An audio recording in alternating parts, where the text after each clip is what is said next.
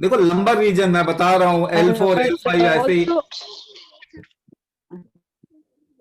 Sir, हाँ बोलिए। एक और चीज है, मेरी लेग्स में ना, लेग्स में मसल लॉस बहुत हो रही है, मतलब लेग्स बहुत पतली हो गई हैं, that is also due to this only.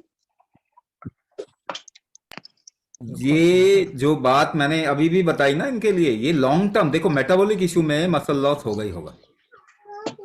आप लॉन्ग ओके। टर्म डायबिटिक को देख लीजिए, लॉन्ग टर्म किसी भी डायबिटिक को देख लो, एक मेटाबॉलिक इशू है, लॉन्ग टर्म में देखेंगे आप उसका मसल लॉस होना शुरू हो जाएगा, है ना। तो थायराइड के पेशेंट जो होते हैं उनका फैट बढ़ता है मगर मसल कम हो जाता है, ये कोई देख ही नहीं रहा। हम्म। तो मसल लॉस तो आपको मेटाबॉलिक इशू तो मसल लॉस होगा ही होगा। तो मेटाबॉलिज्म बढ़ाने की कोई ओके। दवाई होती नहीं है, तो वो तो आपको अपना मेटाबॉलिज्म बढ़ाएंगे तो ये चीज रुक जाएगी और धीरे धीरे करके फिर रिवर्स होगी। जैसे मैंने बताया ये ओके। चीज ठीक होना ही है। और दूसरा उदाहरण पक्ष बताया मैंने, उसमें रीढ़ की हड्डी जो है उसमें L4 L5 जो लोअर पार्ट है उसमें तो लोड आएगा ही आएगा। और नीचे के बॉडी के पार्ट में आप वात दोष में आप आ गए, बॉडी के नीचे कमर और कमर से नीचे का हिस्सा, वहां हाँ। पे आपकी स्ट्रेंथ कमजोर हो गई है, उसको इम्प्रूव करने डाइजेशन की जरूरत है। कुछ। ओके।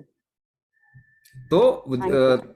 है ना, तो ये आपको करना पड़ेगा। देखो दवाई से, मेडिसिन से ये कोई इलाज इसका है नहीं, है ना। थोड़ा बहुत बहुत जरूरी होता है उस समय, अगर सर्जरी करवाने की जरूरत पड़ गई तो करवा लीजिए, बस सर्जरी इलाज नहीं है, दवाई तो इलाज नहीं है। तो आपको कुछ तो करना पड़ेगा अपने शरीर को काबिल बनाने के लिए वापस, जैसे कि वो पहले यंग एज में था, उसकी शक्तियां वापस करनी पड़ेंगी हमको।